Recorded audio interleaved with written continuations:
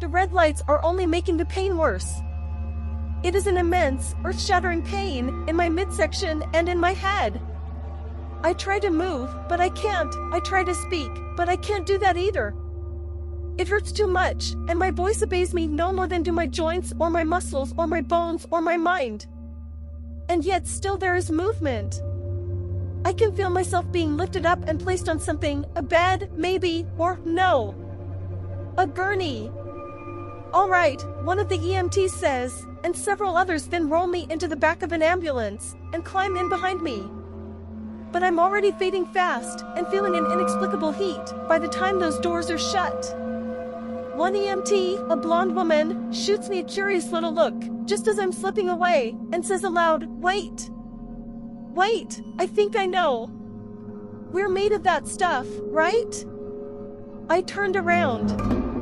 There was a woman there, red-haired and about my age, give or take, and she was alarmingly beautiful. But how long she'd been staring at the exhibit alongside me, I had no idea. "I'm sorry," I said. "You know we're made of that stuff, right?" She nodded at the museum wall, which depicted in detail the births and life cycle and deaths of stars. I pursed my lips. "We're made of stars?" "Yep. Isn't it awesome?" She stepped up beside me and moved her arm across the diagram as she spoke. I just watched a documentary about it last night. Stars are just fusion factories held together by their own gravity. They start off fusing hydrogen to helium, and then they keep going on, fusing heavier and heavier elements until they're fusing the heaviest stuff. Then they exhaust their fuel and collapse under their own weight, and they blow off their outer layers and pretty much shower the galaxy with all these random elements, some of which are eventually used to create life. Huh. Yeah. I'm Robin, by the way. She extended her hand, and I shook it. Hey. Brian. Nice to meet you. There was an awkward pause before I said, "All right, I got one for you. If you replace the sun with a black hole, what would happen?" "Depends on its mass." "Nope. The answer is, drumroll please, nothing. I mean, everything would get dark and cold, but we wouldn't fall in. Earth's orbit would remain entirely unaffected. If the black hole had the same mass as the sun." "What?" "What you said would only be true if the black hole in question happened to have the same mass as the sun. Which it wouldn't, because the sun isn't massive enough to collapse into a black hole." "Oh. Damn. Yep. Me 1, you 0. Sorry, pal." "All right," I said. "You're on. Whoever gets the most points by closing time buys drinks." She smiled at that and punched me in the shoulder, just light enough not to sting. "All right, loser. Come on," the EMT says. There is a flurry of activity around me, and there are voices, too, and blinding lights, and a cooling down of that monster's heat. One of the paramedics is looking me over. Then he looks to another colleague, the blonde woman, and he shakes his head, slowly. "This one's gone, Rachel."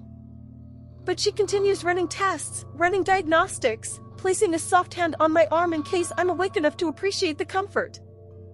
I am. Barely. But I'm fading fast, and that heat is coming right on back as I do. "Not yet, he's not," she says.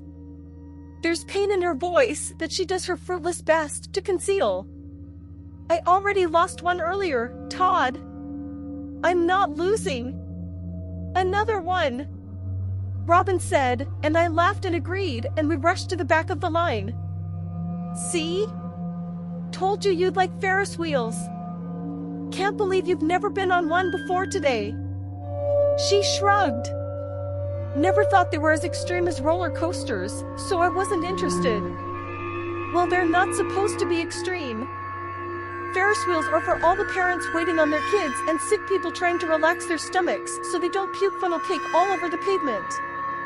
And adorable young couples, apparently."